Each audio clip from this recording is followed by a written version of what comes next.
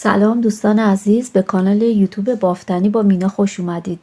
امیدوارم که شاد و سلامت باشید. دوستان این هفته براتون این کلاه رو آماده کردم که کلاه برگی هست. دور تا دور کلاه به این شکل هستش و از یک کلاف آلیزه بیبی بست استفاده کردم. میل شماره 3.5 استفاده کردم. دوستان کلاه بسیار ساده ای هستش که رج به رج براتون توضیح دادم و در پایان ویدیو هم براتون توضیح دادم که چطور میتونید سایز کوچکتر یا بزرگترش رو ببافید.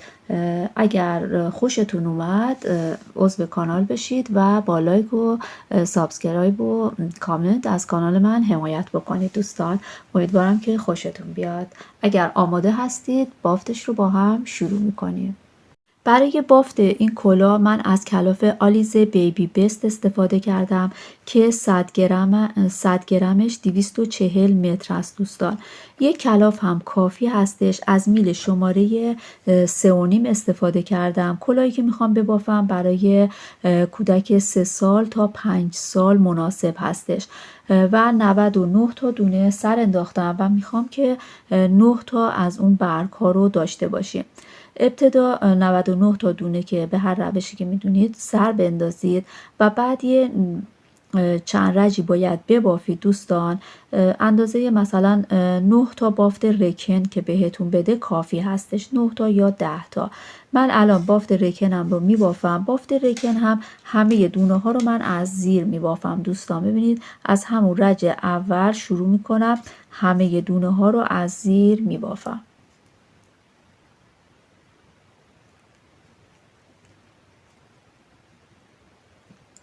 تو هر رج همه دونه ها از زیر بافته میشه. به این صورت هست رج زیر. من همه دونه ها رو هر رج از زیر میبافم. بعد اندازه که شد تقسیم بندی دونه ها و اینکه چطور باید اون برگ ها رو ببافیم رو براتون توضیح میدم. دوستان این قسمت کلاه رو همطور که براتون گفتم 9 تا الان بافت رکن داریم. 9 تا بافت رکن یعنی 18 رج من بافتم. سانت هم میزنم براتون، 4 سانتی متر است. همینقدر کافی هستش و الان باید تقسیم بندی هامون رو و مدلمون رو شروع بکنیم. ببینید بین 2 تا گل 10 تا دونه هستش که بافت رکن بافته میشه. قسمت اول و آخر رو ما 5 تا دونه در نظر میگیریم دوستان که برای بافت رکن که وقتی که کلاه به هم دیگه دوخته میشه این قسمتش هم 10 تا بشه و دقیقا مثل قسمت های وسط بشه. نظم رو باید رعایت بکنیم. الان من اینجا 5 تا دونه اول رو به صورت بافت رکن میبافم. 2 تا 3 4 این 5 تا که با 5 تای دونه آخر میشه 10 تا. بعد یه ژوته میزنم دوستان، این برای برگمون هست. اینم یک دونه از زیر میبافم. این دونه وسط برگه که به صورت گندمی بالا میره. یک دونه هم اینجا ژوته میزنم و بعد 10 تا دونه از زیر میبافم، یعنی بافت رکن هست. 1 2 3 4 5 6 7 8 9 10 و بعد دوباره برگم رو درست میکنم. یک دونه ژوته میزنم، یک دونه از زیر، یک ژوته، دوباره 10 تا دونه از زیر و به صورت بافت رکن. 2 تا 3 تا 4 تا 5 6 7 8 9 10. دوباره گلم رو یک دونه ژوته میزنم، یک دونه از زیر، یک ژوته، دوباره 10 تا بافت رکن. 2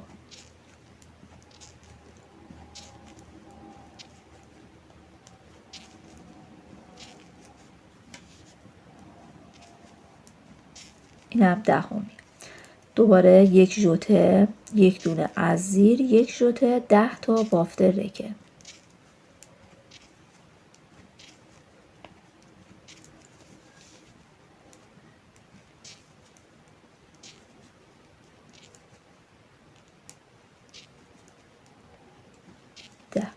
یک ژوته، یک دونه از زیر، یک ژوته، دوباره 10 تا دونه. من اینا رو به همین صورت تا انتها میبافم. الان به قسمت انتهایی که رسیدیم 10 تا دونه بافت رکنم رو بافتم دوستان. یک دونه ژوته میزنم، یک دونه از زیر، یک دونه ژوته و 5 تا اینجا باید دونه بمونه. ببینید 2 4 5 و اینها رو هم به صورت بافت رکن میبافم. دونه آخر رو از رو میبافم دوستان. ببینید من این قسمت ها رو به این صورت بافتم که برای دوختمون تمیز در بیادش. بعد نخم رو از همین سمت میگیرم. رج پشت کار هستیم. رج پشت کار دیگه دونه اضافه نمی کنیم، یعنی مدلمون رو رج پشت کار نباید ببافیم. الان این 5 تا دونه ای که به صورت بافت رکن بود بافته میشه. 2 3 4 5 تا دونه. اینا همیشه تا آخر به صورت بافت رکن هستش. میایم این قسمت هایی که دونه اضافه کردیم و ژوته زدیم و برای برگمون هست، اینا رو از رو میبافیم به این صورت. دوباره این 10 تا دونه به صورت بافت رکن بافته میشه.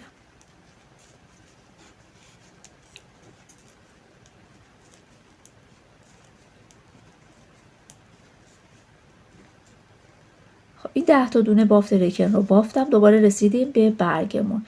این 3 تا دونه رو از رو میبافیم به این صورت.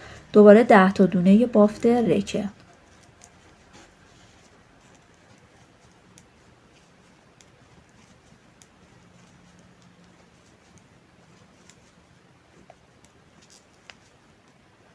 این 3 تا دونه از رو بافته میشه. این تا انتها به این شکل هستش.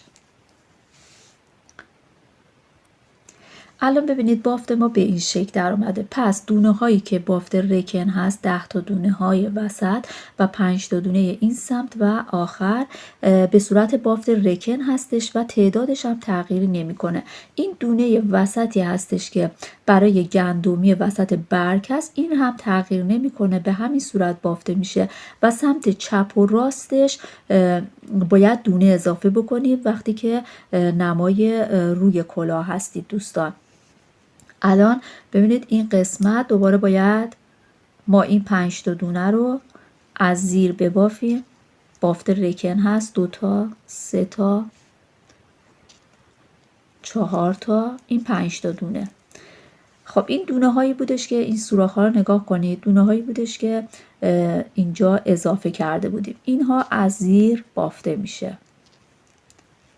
اینا از زیر بافته میشه. کلا برگ ما ساده بافی هستش، یک رج از زیر یک رج از رو هست. بعد این دونه وسط رو نگاه بکنید، گندمی رو اینجا باید دونه اضافه بکنیم. بعد این از زیر بافته میشه، یک دونه هم این سمتش اضافه میکنیم. این دونه ای هم که قبل اضافه کرده بودیم که زیرش سوراخه از زیر بافته میشه. الان رسیدیم به دونه های 10 تا دونه بافت رکنمون که به صورت زیر بافته میشه.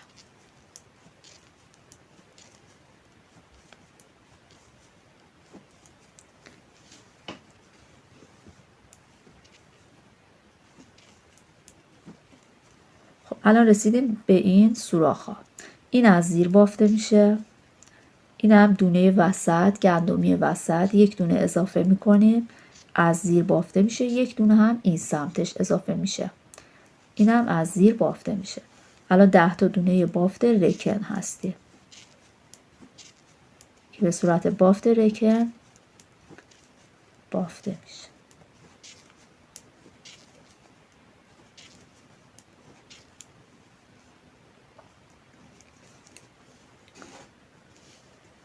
دیگه تکرار هست دوستان. ببینید دوباره رسیدم به این 3 تا دونه. این که برای برگمه از زیر بافته میشه. اینم گندمی وسط، یه ژوته از زیر، یه ژوته از زیر، به این صورت در میاد و بعد 10 تا دونه دوباره به صورت بافت رکن بافته میشه. این قسمت رو تا انتها به این شکل میبافم. رج پشت کارم رکن ها به صورت رکن بافته میشه و دونه هایی هم که برای برگمون هست از رو بافته میشه. من این رج رو میبافم، رج پشت کار رو هم میبافم بعد دوباره یک بار دیگه دونه اضافه کردن رو براتون توضیح میدم. اون رجایی که گفتم بافتم، حالا دوباره توی این رج که میشه دوباره باید دونه اضافه کنیم. دقیقا مثل همون قسمت هایی هستش که براتون توضیح دادم. حالا یک بار دیگه یه چند تاشو براتون توضیح میدم. خب این 5 تا دونه اول که گفتیم ثابته به صورت بافت رکن بافته میشه. ببینید 2 4 5 این 5 تا رو بافتم به این صورت. الان رسیدیم دوباره به برگمون. این دونه وسط رو در نظر بگیرید، سمت چپ و راستش بعد دونه اضافه بشه. الان این دونه هایی هستش که از قبل اضافه شده و از زیر بافته میشه. ببینید قشنگ مشخص هستش. یک ژوته اینجا میزنم، این رو از زیر میبافم، یک ژوته میزنم و دونه های برگم رو دوباره بقیهش رو میبافم. بعد که رسیدید به 10 تا دونه بافت رکنتون، دوباره این 10 تا ثابت از زیر بافته میشه.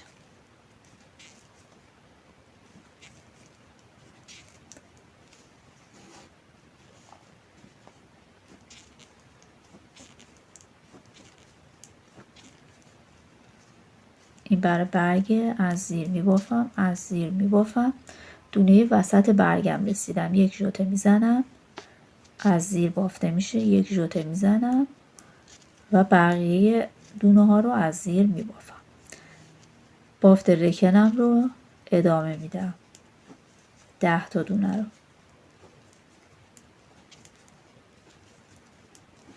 نیازی به شمردن نیستش چون که دیگه مشخص شده. ببینید اینجا ساده بافی هستش.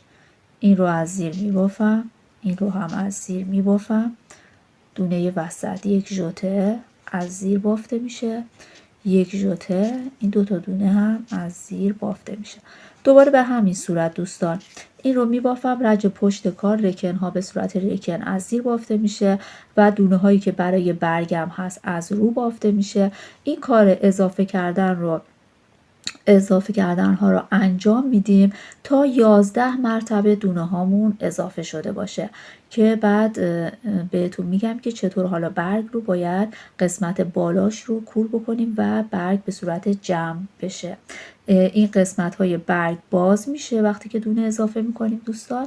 بعد قسمت بالا رو باید به این صورت دونه ها رو کم بکنیم از سمت چپ و راست که اون رو براتون توضیح میدم. پس الان من این رو میبافم تا 11 مرتبه اضافه کردن دونه هام رو ادامه بدم. الان برگای ما ببینید به این صورت در اومده.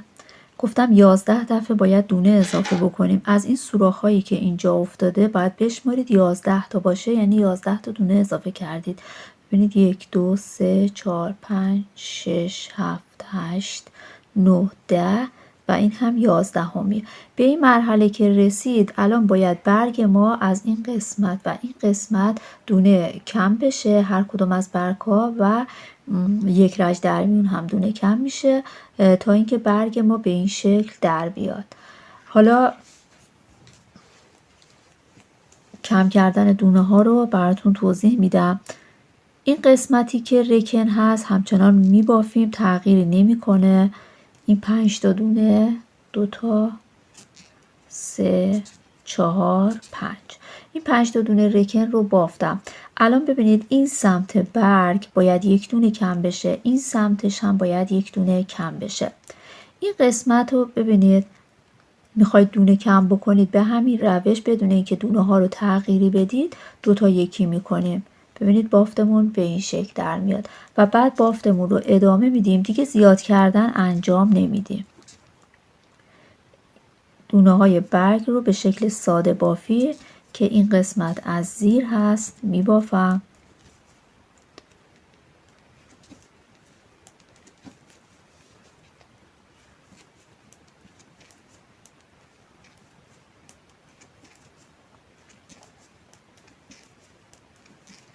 تا برسیم به 2 تا دونه آخر برگ. ببینید 2 تا دونه آخر برگ اگر بخوایم این رو به این شکل کور بکنم بافتمون خوب در نمیاد. به خاطر همین این 2 تا دونه رو جابجا بکنید دوستان، به این شکل در بیارید و جابجا بکنید که این قسمت هم منظم بشه.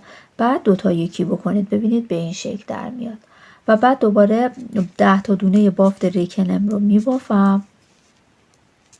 به همین صورت تا انتها به همین شکلی که براتون توضیح دادم کور کردن ها رو باید انجام بدیم. دوباره رسیدم به این قسمت، 2 تا یکی میکنم، بافتم رو ادامه میدم.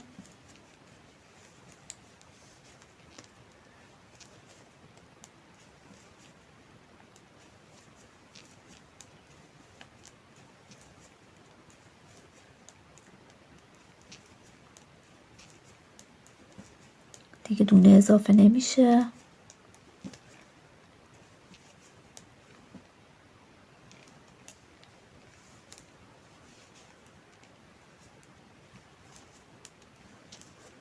خب به 2 تا دونه آخرم که رسیدید مثل همون قسمت 2 دونه هاتون رو جابجا بکنید به این شکل و بعد 2 تا یکی بکنید.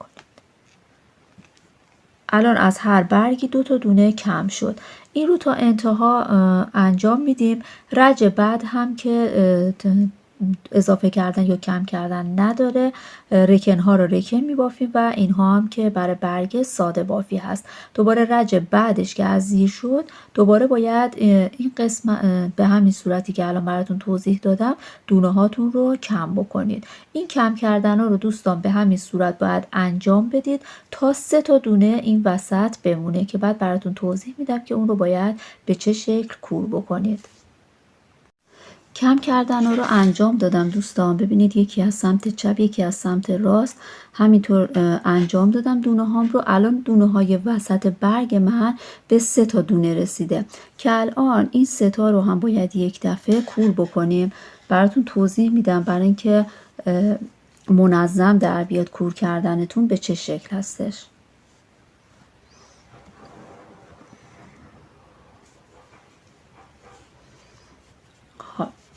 این 5 تا دونه اول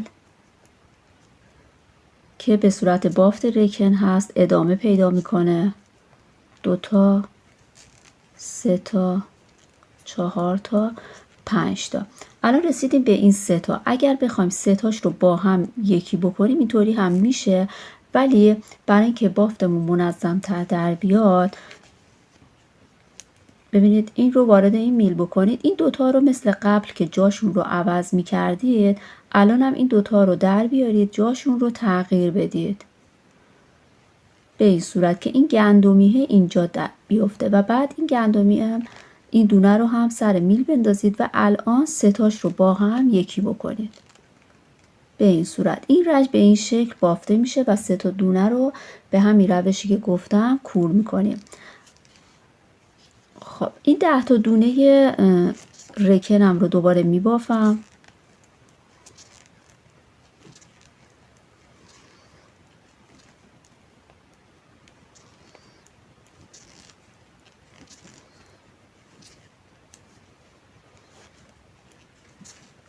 یک بار دیگه این 3 تا رو بهتون میگم که چجوری باید کور بکنید.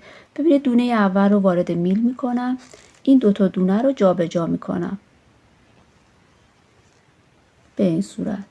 جابجا که کردید دونه ای رو که انداخته بودید رو میل رو روی این میل بندازید و 3 تاش رو با هم یکی بکنید به این شکل. تا انتها این رج رو به این شکل میبافم. دونه ها رو کور میکنم. کور کردن رو انجام دادم. 3 تا یکی کردم. نگاه کنید الان فقط اینجا برای برگ ما 1 دونه مونده که این 1 دونه همینطوری ادامه پیدا میکنه به صورت ساده بافی و بقیه دونه ها هم رکن هستش. به اندازه 6-7 تا بافت رکن داشته باشیم باید این قسمت رو ببافیم.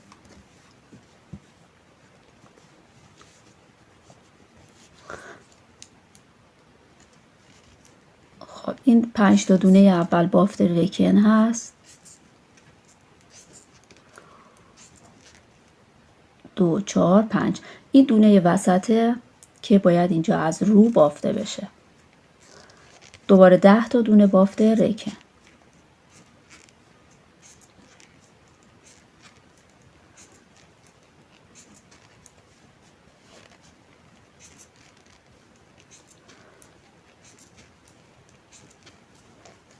دوباره دونه وسط از رو بافته میشه. به همین صورت این رج رو میبافیم.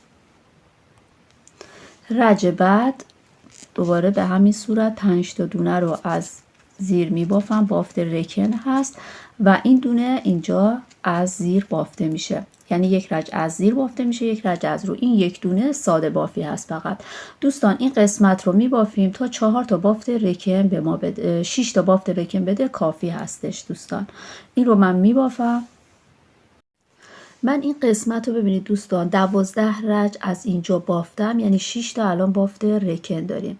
از اینجا اگه بهش ببینیم 1 2 3 4 5 6 12 رج که ببافید کافی هستش. و بعد باید دونه هامون رو کم بکنیم توی این قسمت ها، یکی این قسمت، یکی این قسمت. ببینید این گندمی که اینجا هست سمت چپ و راستش باید دونه کم بشه که کم کردنش رو باید به این صورت انجام بدیم. 5 تا دونه بافت رکن رو میبافیم. 4 تا 5 تا.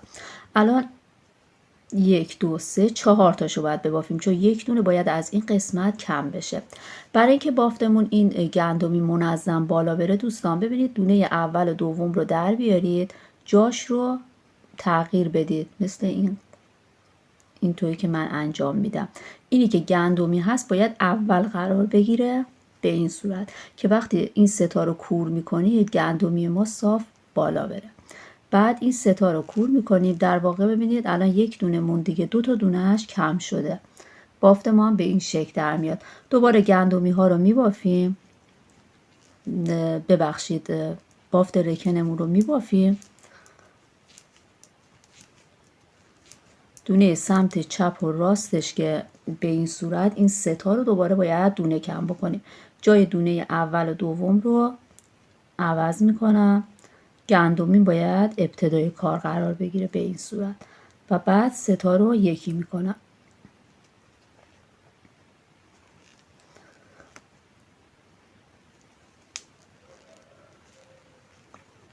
به این شکل. این رج به این صورت ادامه پیدا میکنه.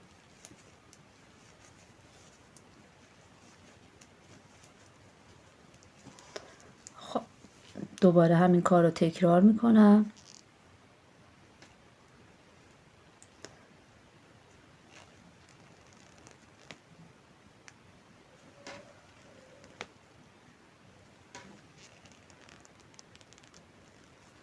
به این شکل.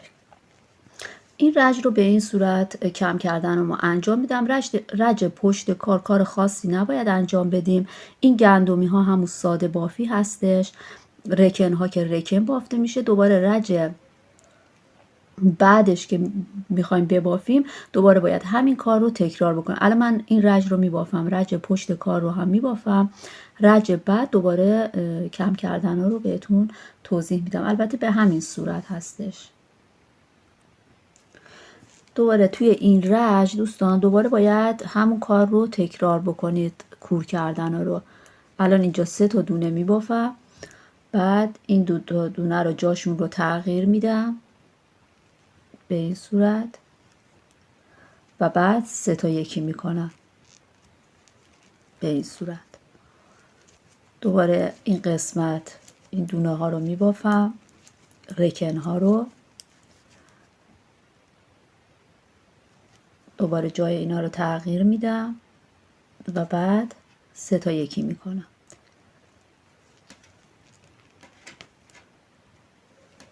این کار رو باید تا انتها انجام بدیم.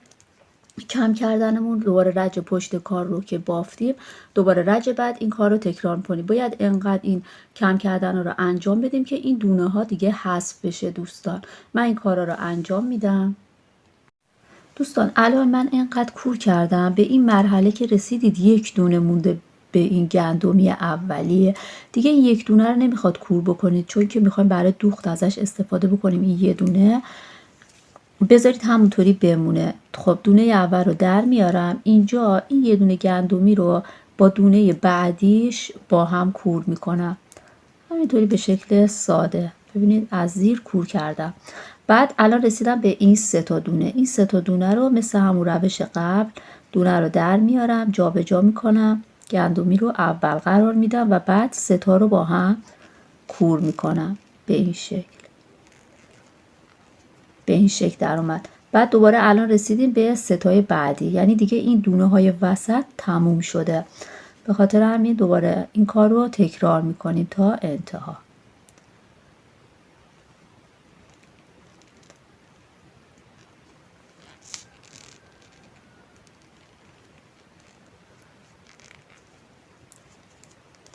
الان فقط دونه هایی که گندمی هست مونده، این رو تا انتها کور میکنم. دونه ها رو کور کردم. ببینید در انتها باید 2 4 6 8 10 11 تا دونه بمونه. نختون رو دیگه بچینید و با استفاده از یک سوزن اینا رو باید کور بکنید. این میلمون رو به این سمت میاریم و از این سمت دونه ها رو من وارد سوزن میکنم به این شکل. ببینید نخمون الان این قسمت هست. این تمام دونه ها رو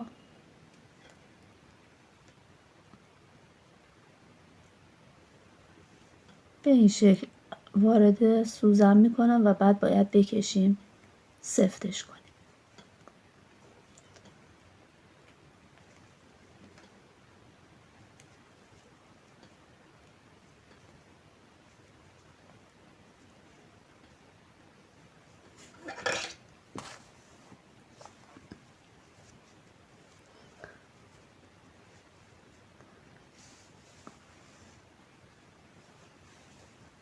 ببینید به این شکل باید در بیاد و بعد این رو خوب سفت بکشیدش. بعد برای اینکه محکم تر بشه این رو یک بار دیگه از این دونه ها به همین شکلی که میبینید رد کنید.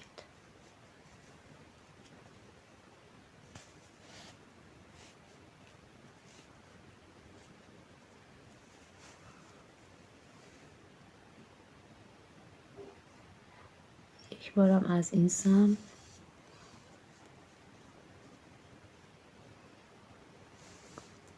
باید به این شکل در بیاد و بعد نخ رو از اینجا ببرید پشت. اینجا هم چند تا بست بزنید و بافتمون دیگه محکم میشه. و بعد باید این قسمت ها دوخته بشه دوستان. ببینید اینا رو کنار هم میذارید. بعد من چون که این مدلی بافتم هر کدام از این برجستگی ها رو روبروش رو با هم دیگه میگیرم و این قسمت رو میبافم. من از نخ که این قسمت مونده استفاده میکنم برای دوخت. این قسمت رو میدوزم. دوستان کلاه ما به پایان رسید. به این شکل در اومده کلاهمون. ببینید اینم قسمت پایین کلاه هستش که این رو مثلا برای کودکی که 3 سال 4 سال 5 سال هست میتونه این رو استفاده بکنه. اگر سایز کوچکی خواستید ببافید، مثلا زیر 1 سال، از 6 ماهه تا 1 سال مثلا خواستید ببافید، با همین میل و با همین کاوایی که من گفتم 77 دونه سر بندازید. اون موقع 7 از این برگ ها دارید. بعد این قسمت پایین رو، رکن ها رو، همون مثلا 5 تا بافت رکن داشته باشید کافی هستش. بعد این قسمت رو من 11 دفعه دونه اضافه کردم. این قسمت رو شما 9 دفعه دونه اضافه بکنید. بعد این قسمت بالا رو که من 12 رج بافتم، 6 تا بافت رکن بهمون داد، شما 2 تا 3 تا بافت رکن داشته باشید کافی هستش. مثلا 5 رج 6 رج ببافید بعدش کافی هست. بعد اگر بخواید برای کودکی که مثلا 1.5 2.5 تا 3 سال هست ببافید، 88 دونه سر بندازید. بعد این قسمت رو 5 تا 6 تا بافت رکن داشته باشید کافی هستش.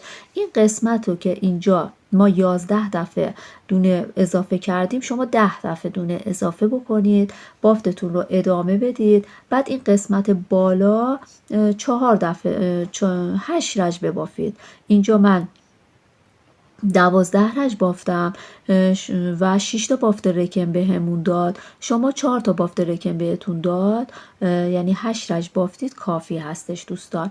برای سنای بالاتر هم اگر خواستید ببافید میتونید همینقدر سر بندازید، به همینطوری ببافید، فقط میلتون رو شماره 4 بکنید. شماره 4 که ببافید این یکم بزرگتر میشه، برای 7 ساله هم اندازه میشه دوستان، 6-7 ساله هم میتونه اون رو سر بکنه.